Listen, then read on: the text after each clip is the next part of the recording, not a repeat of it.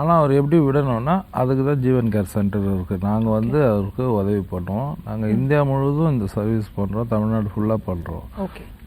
குற்றங்கள் அதிகமாக இருக்குன்னா இப்போ பார்த்தீங்கன்னா கடந்த 6 மாதத்தில் 509 கொலைகள் நடந்திருக்கு. இது எல்லாமே 99% வந்து இந்த கஞ்சா போதையில் பண்ணது தானே தவிர தெளிவாக யாரும் எடுத்து கத்தியை குத்த மாட்டார், வெட்ட மாட்டார். இது டிசீஸ்ன்றதுனால அவங்களுக்கு வந்து தெரியாது. இன்னும் இது மாதிரி ஒரு சென்டர்ஸ் இருக்குன்னு தெரியாது. இந்த மாதிரி ஒரு மையங்கள் வந்து போனால் நம்ம குணமாயிடும் அப்படின்ற இது கிடையாது.